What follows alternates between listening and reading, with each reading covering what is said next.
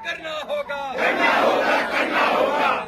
PP act निरस्त करो, निरस्त करो, निरस्त करो। पीपी एक्ट निरस्त करो, निरस्त करो, निरस्त करो। पीपी एक्ट निरस्त करो, निरस्त करो, निरस्त करो। पीपी एक्ट निरस्त करो, निरस्त करो, निरस्त करो। मोदी माफिया मुक्त करो, मुक्त करो, मुक्त करो। वोटों पे अत्याचार बंद करो, बंद करो, बंद करो।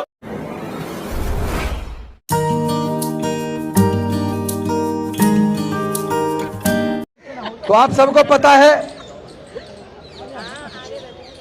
कि वो जो साहित्य जो जला दिया गया, जो ब्राह्मणों ने 84,000 बौद्ध मठ तुड़वाए, बौद्ध स्तूपों को ध्वस्त किया, शिलालेखों को ध्वस्त किया, हजारों बौद्ध भिक्षुओं की हत्या कराई, लेकिन समय के साथ साथ मिट्टी के अंदर वो बौद्ध विरासतें नीचे दब गई। लेकिन जब अंग्रेजों का शासन आया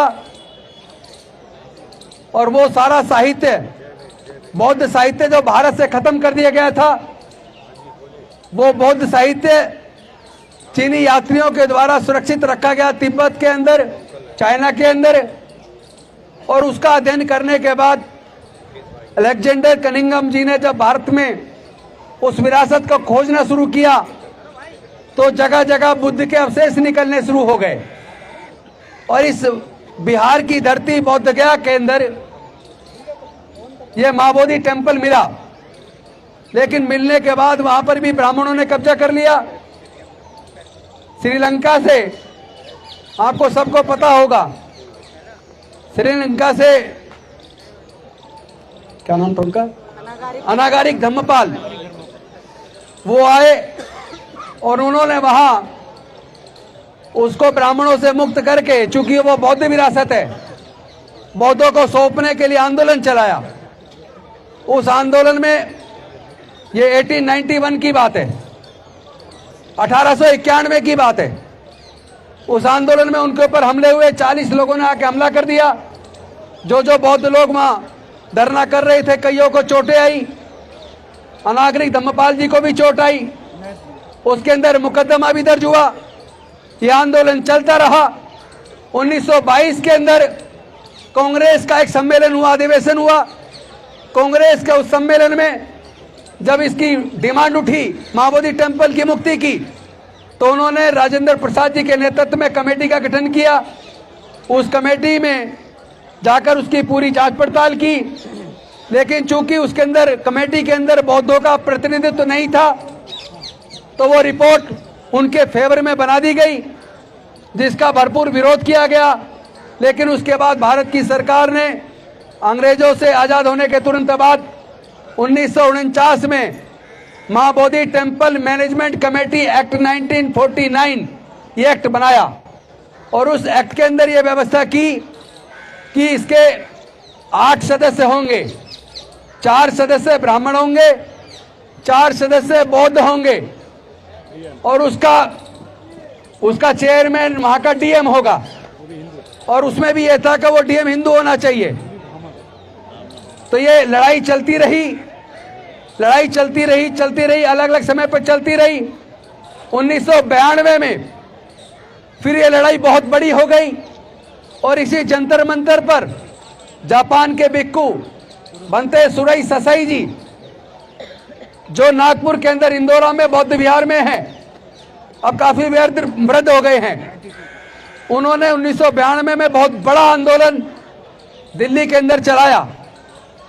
और हम लोग उस आंदोलन में लगातार शरीक रहे। 6-7 महीने तक यह धरना चलता रहा। और उस वक्त लालू प्रसाद यादव मुख्यमंत्री हुआ करते थे बिहार के, वो भी यह धरना स्थल पर आए और उन्होंने भी प्रॉमिस किया कि हम इसका समाधान करेंगे। इस लंबे आंदोलन के बाद हुआ ये कि उसमें 4 जो बौद्ध लोग मेंबर थे, तो जो आंदोलन कर रहे थे उनमें से ही 4 बौद्ध भिक्षुओं को उसमें सदस्य बना दिया गया और बनते सुरई ससाई जी को अल्पसंख्यक आयोग का मेंबर बना दिया गया। और इन लोगों को प्रॉमिस किया कि हम धीरे धीरे इसका समाधान करेंगे। तो जिन बौद्ध भिक्षुओं को मेंबर बनाया या वहां सेक्रेटरी बनाया या अल्पसंख्यक आयोग का मेंबर बनाया, उन सबके साथ भी धोखा हुआ। मैं नहीं चाहूंगा इस बारे में यहाँ कोई बात हो कि पैसे का गबन क्या हुआ क्या नहीं हुआ, क्योंकि जितने भी आंदोलन चलते हैं उन आंदोलनों में एक आध आदमी खराब हो सकता है, उसका जिक्र करके हम अपने आंदोलन को खराब नहीं कह सकते। आंदोलन कभी खराब नहीं होता, आंदोलन कुर्बानी मांगता है।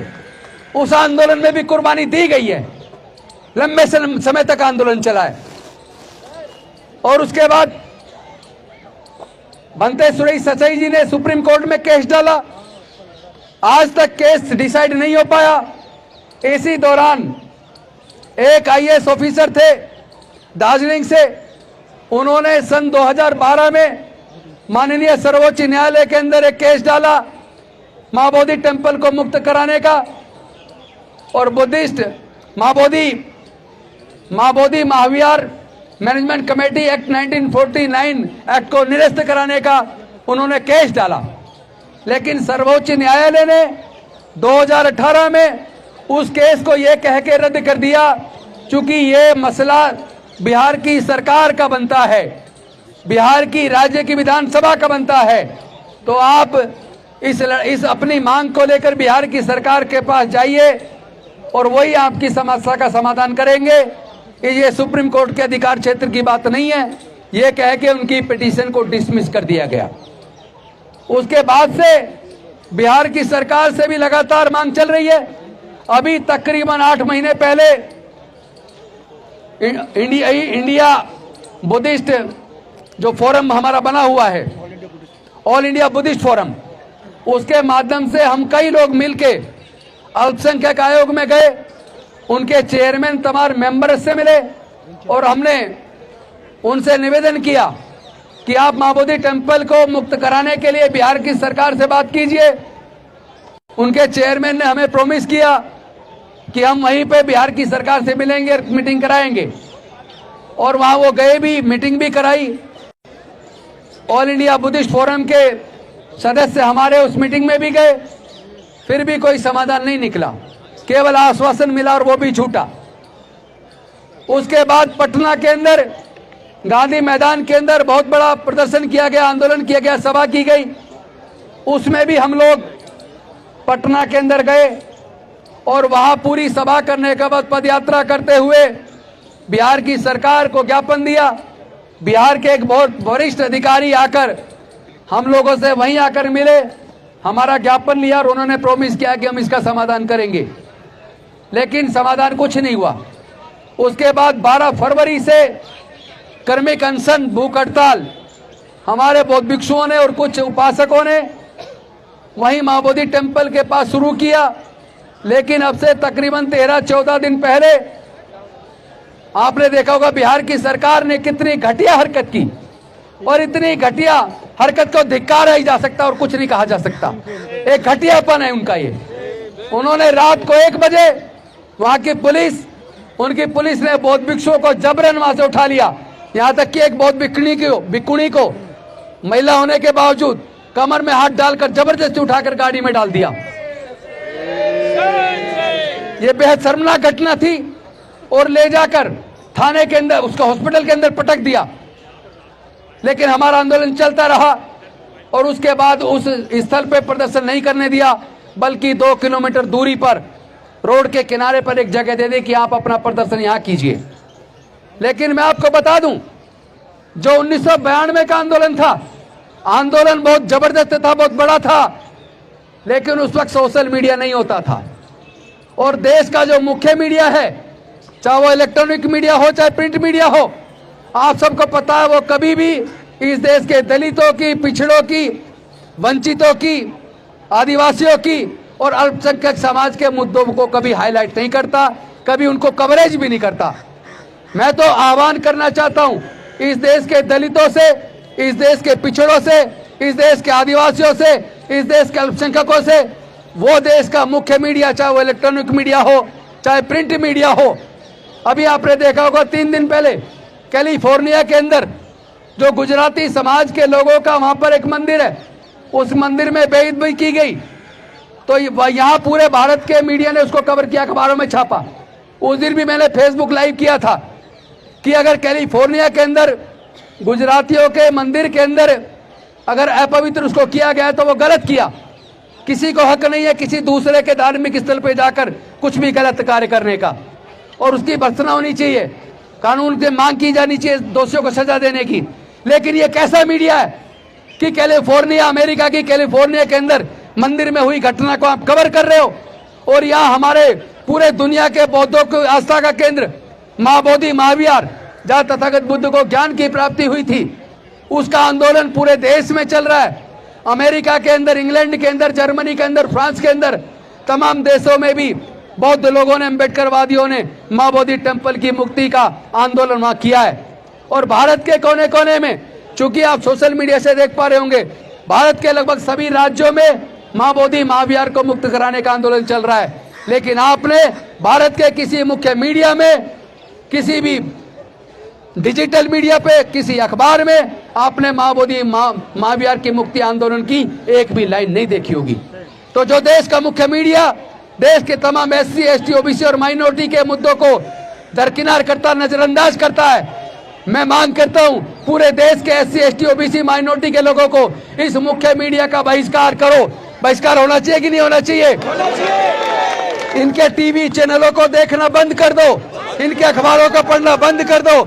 जितने हमारे बहुजन समाज के यूट्यूबर्स हैं जो समाज के सारे मुद्दों को उठा रहे हैं, हमें चाहिए कि हम अपने यूट्यूबर्स को प्रमोट करें, इनके सबके यूट्यूब को, चैनलों को देखें, जो भी आर्थिक मदद दे सकते हैं वो भी दें, क्योंकि आर्थिक पैसे के अभाव में हमारे ये सारे चैनल बेचारे दम तोड़ रहे हैं।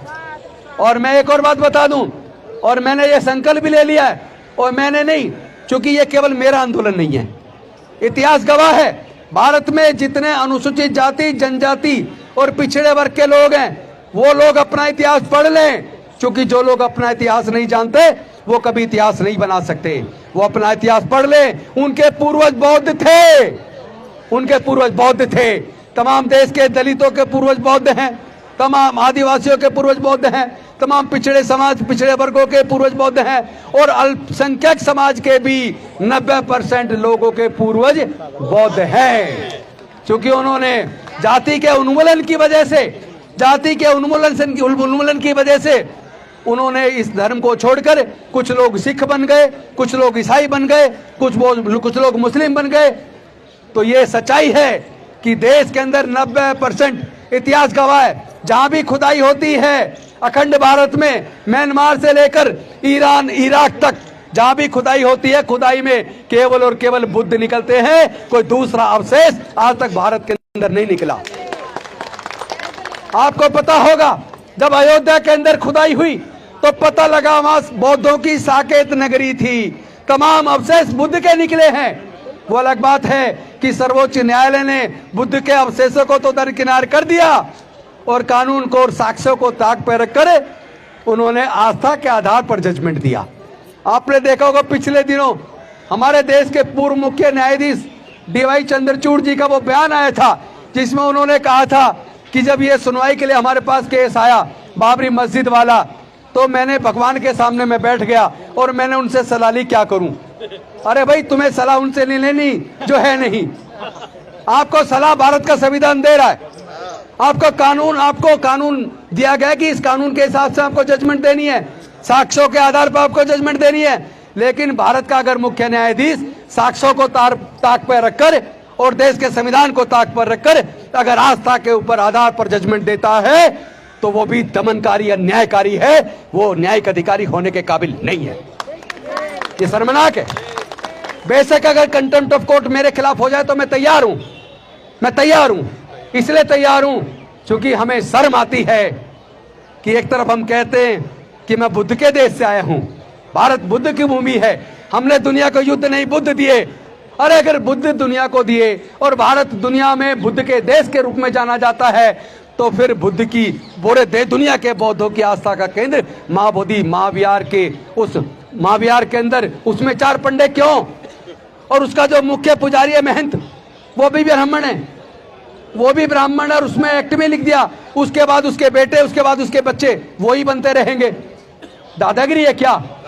ये दादागिरी नहीं चलेगी। हम लोग बौद्ध लोग हैं, हम लोग हाथ जोड़ के काम चलाते हैं, लेकिन अगर आप नहीं मानोगे तो हाथ जोड़ने के साथ साथ हाथ मरोड़ने का काम भी हम करेंगे। हम हाथ मरोड़ने का काम भी करेंगे और तोड़ने की जरूरत पड़ी तो हाथ को तोड़ भी देंगे। हम तो चाहते हैं कि शांतिपूर्वक तरीके से आप हमारी इस डिमांड को पूरा कर दो।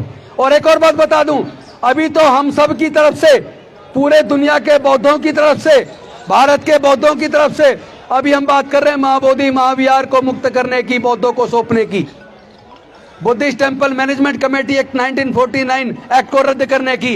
अगर आप हमारी सरकार, हमारी जायज डिमांड को नहीं मानते, चूंकि किसी ईसाइयों के किसी चर्च में ईसाई से अलग किसी दूसरे धर्म का व्यक्ति मैनेजमेंट कमेटी में नहीं हो सकता, गुरुद्वारे के अंदर सिखों से अलग किसी दूसरे धर्म का आदमी मैनेजमेंट कमेटी में नहीं हो सकता, मस्जिद के अंदर उसके संचालन समिति में मुस्लिम से अलग किसी दूसरे धर्म का आदमी नहीं हो सकता, हिंदुओं के मंदिरों के अंदर भी किसी दूसरे धर्म का आदमी उसकी मैनेजमेंट कमेटी में नहीं हो सकता।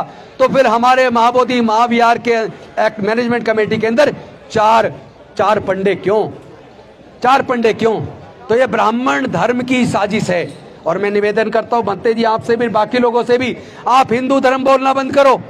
अभी हमारे बहुत लोग वहां हैं, उनको उनका इतिहास याद दिला के सबको बौद्ध बनाना है, सबको वापस घर वापसी करवानी है, सबकी घर वापसी करानी है। अपने सांस्कृतिक विरासत, अपनी पूर्वजों की सांस्कृतिक विरासत को एक एक को खोज के निकालेंगे, हम छोड़ने वाले नहीं है। अभी हमारी लड़ाई महाबोधि महाविहार की है। हम डिमांड कर रहे हैं, हाथ जोड़ के डिमांड कर रहे हैं बिहार की सरकार से भी और केंद्र की सरकार से भी, आप महाबोधि महाविहार को तुरंत मुक्त करिए। अगर नहीं करोगे तो हम आपको याद दिलाते हैं, जिन विवेकानंद जी के फाउंडेशन से सलाह लेके आप केंद्र की सरकार चला रहे हो, जिस विवेकानंद का आप एबीवीपी, आप अपना छात्र इकाई चलाते हैं, उन्हीं विवेकानंद जी ने अपने जो राइटिंग लिखी है उसके 7वें वॉल्यूम के अंदर लिखा है कि भारत में बहुत सारे बौद्ध मंदिरों को कब्जा करके ये ब्राह्मण मंदिर बनाए गए। उन्हीं के 7वें वॉल्यूम में लिखा हुआ है, जगन्नाथपुरी का जो मंदिर है वो बौद्ध मंदिर है, उन्होंने खुद लिखा है, स्वामी विवेकानंद जी ने। और इतिहास गवाह है, जितने भी पुराने मंदिर जो 500 साल से पहले के बने हुए हैं, आप उनके अंदर जितनी मूर्तियां हैं उसका श्रृंगार उतार कर, उनका श्रृंगार गहने उतार कर देखिए तो उसके अंदर केवल और केवल बुद्ध निकलेंगे। ये हमारा दावा है, केवल बुद्ध निकलेंगे। तो हमारी लड़ाई अभी केवल महाबोधि टेम्पल की है, लेकिन अगर आप नहीं माने तो फिर जहां जहां कब्जे सारे मुक्त कराने की लड़ाई चलेगी। और ये आंदोलन, मैं आपको बता दूं भंते जी, बेशक 92 का आंदोलन कुछ साल के बाद किसी भी वजह से बंद हो गया हो, लेकिन इस बार लड़ाई लंबी है, हमें भी पता है वो बेवकूफ बना रहे हैं। क्योंकि बिहार की सरकार, आपको पता होना चाहिए, वहां भी सत्र चल रहा है बिहार का, और इस बार पहली बार खुशी की बात है, 1 नहीं 2 नहीं 3 नहीं, कई हमारे विधायकों ने, जिसमें SC के भी, ST के भी, OBC के भी विधायकों ने महाबोधि महाविहार को मुक्त कराने की लड़ाई वहां बिहार की विधानसभा के अंदर भी उठाई है। और इस बार संसद सत्र चल रहा है, हमारे साथी भाई चंद्रशेखर ने भी उठाई है, और मेरी सांसदों से बात हुई है, अभी सत्र बाकी है, लगातार अब संसद के अंदर भी महाबोधि महाविहार की मुक्ति की लड़ाई लड़ी जाएगी, वहां भी हमारे सांसद आवाज उठाएंगे, उसकी भी तैयारी चल रही है, आप चिंता मत कीजिए। दूसरी बात, चूंकि लड़ाई लंबी है, यूएनओ भी जाने की तैयारी है, और सुप्रीम कोर्ट को भी हम बताएंगे, हम सुप्रीम कोर्ट को भी बताएंगे कि अगर आप न्याय नहीं करोगे तो आपके ऊपर से इस देश के लोगों का भरोसा उठ जाएगा। हम नहीं चाहते कि इस देश के न्यायालयों से देश के लोगों का भरोसा उठे, लेकिन बौद्ध लोग भारत में 90% हैं, अभी आंकड़ों के अंदर 1% के आसपास हैं, लेकिन बौद्ध को मानने वाले लोग करोड़ों लोग हैं। और इतिहास बताता है तमाम SC ST OBC और 90% माइनॉरिटीज के पूर्वज बौद्ध थे, तो वो सारे घर वापसी तो करेंगे। अभी आप सोच रहे हो संख्या कम है, इग्नोर कर दो, मत सुनो। और मैं चूंकि सरकार में मंत्री रहा हूं तो मैं जानता हूं, सरकारों की आदत होती है, जब कोई डिमांड चलती है, आंदोलन चलता है, सबसे पहले उसको इग्नोर किया जाता है। तो इग्नोर ये हमें करते आ रहे हैं, एक से एक इनका एक एजेंडा पूरा हो गया इग्नोर करने वाला। और सरकार जब डिमांड फिर भी चलती रहती है, दूसरा एजेंडा होता है उसको दफन करने वाला बलपूर्वक, वो भी इन्होंने कर लिया। हमारे बौद्ध भिक्षुओं को रात को 1 बजे धोखे से उठाकर वहां जाके अस्पताल में पटक दिया, तो दूसरी चाल भी इनकी फेल हो गई, ताली बजा के स्वागत कीजिए, दूसरी चाल भी फेल हो गई। अब तीसरा है आपकी जीत का समय। अब बिहार की सरकार जो जाने वाली है, मैं आपको बता दूं बिहार की सरकार जाने वाली है, क्योंकि बिहार के अंदर भी धीरे धीरे गांव गांव में ये बात पहुंच रही है कि हमारे पूर्वज बौद्ध थे, ये बिहार तो नाम ही बौद्ध बिहार से पड़ा है, ये तो नाम ही बौद्ध बिहार से पड़ा है, ये तो बौद्धों की भूमि है, ये तो मगध साम्राज्य, उसकी तो राजधानी पाटलिपुत्र आज की पटना है। इतिहास गवाह है वो पूरा का पूरा स्थल, वो पूरा बुद्धिस्ट सर्किट यूपी में लेके वहां उधर बिहार के राजगीर नालंदा से उधर से शुरू होता है, बोध गया से होते हुए आगे बढ़ता है और उसके बाद सारनाथ से होते हुए और उधर मध्य प्रदेश तक। आप सब जानते हो इतना बड़ा क्षेत्र। और आपको याद होगा जब अमेरिका और तालिबान के अंदर अफगानिस्तान के बीच में युद्ध हुआ था, तो तालिबानियों ने वहां अफगानिस्तान के अंदर सिला के अंदर कितनी बड़ी बुद्ध की प्रतिमा को तोपों से तोड़ा था। महीने भर तक तोप के गोले छोड़े गए, उसके बाद भी कुछ थोड़ा सा तोड़ पाए। आज भी वो बुद्ध की मूर्ति वहां विराजमान है। और उन्होंने चूंकि बुद्ध की मूर्ति पर हमला किया तो वो अफगानिस्तान की वो पूरी ताकत ही ध्वस्त हो गई, बर्बाद हो गया अफगानिस्तान। इससे पहले कि ये बिहार की सरकार बर्बाद हो जाए, इससे पहले कि ये केंद्र की सरकार बर्बाद हो जाए, अफगानिस्तान से सबक ले लो और बीपी एक्ट 1949 एक्ट को रद्द करके मां बोधि महाविहार का संचालन पूरी तरह बौद्धों को सौंप दो, वरना तुम्हारी बर्बादी निश्चित है। 90% लोग जब घर वापसी कर जाएंगे, क्योंकि लड़ाई लंबी है तो हम भी लंबी लड़ाई के लिए तैयार हैं। मैं आपको एक बात बता दूं, आप बनते जी इसकी चिंता मत कीजिए, पूरे देश से लोगों को लेकर सभी राज्यों का भ्रमण शुरू कर चुके हैं। अभी मैं पीछे बोध गया था, पटना में भी हमारी जगह जगह मीटिंग हुई है। अभी मैं लखनऊ गया था, लखनऊ से आया हूं। अब पूरे देश का भ्रमण मैं भी करूंगा और हम लोग बाकी लोगों को जोड़ेंगे, क्योंकि ये किसी एक व्यक्ति का नहीं होना चाहिए। किसी एक व्यक्ति का, इसमें बौद्ध भिक्षुओं को भी लेंगे और ये अपने अपने गुट छोड़ दो भाई, ये फलाना गुट, ये फलाना संगठन, टिकड़ा संगठन। मां बोधि महाविहार का आंदोलन हमारा और आपका सबका, हमारी सबकी इज्जत दांव पे लगी है, हमारी मान सम्मान की लड़ाई है, ये स्वाभिमान की लड़ाई है। इस लड़ाई में जो बाधा बनेगा वो भी अपना हाथ से सोच लेना, किसी कीमत पर बकसने वाले नहीं है। इस लड़ाई को बहुत ईमानदारी से चलाना है।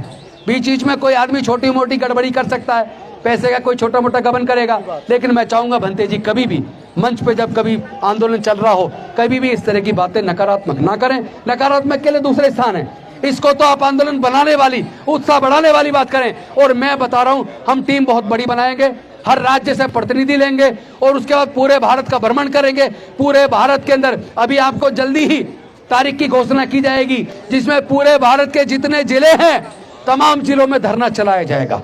एक एक करके चरणबद्ध तरीके से इस आंदोलन को लगातार तेज किया जाएगा। किसी भी कीमत पर, चाहे हमें राजनीति छोड़नी पड़े, जिंदगी भर का संकल्प लेना पड़े, हम चुनाव ना लड़ने का भी संकल्प लेना पड़े तो लेंगे, तो भी लेंगे। लेकिन हम पूरे भारत में घूम घूम के तमाम बौद्धों को निकाल के, ईमानदार लोगों को ढूंढ ढूंढ के एक ऐसा आंदोलन तैयार करेंगे कि ये भारत की सरकार घुटने पे आकर रेंगते हुए आपकी डिमांड को पूरा करेगी। ये मुझे भरोसा है, ये मुझे भरोसा है। इन्हीं शब्दों के साथ मैं चाहूंगा संचालक महोदय आगे इसको जारी रखें और एक एक करके बुलवाते रहें, लेकिन कोई भी लूज टॉक ना करे, कमजोर बात ना करे, आंदोलन को बढ़ाने की बात करे। सबका आंदोलन है, हम मिलकर इसको मजबूत करेंगे। आप चिंता मत करो, जो आएगा साथ रहेगा, नहीं आएगा उसको खत्म करेंगे।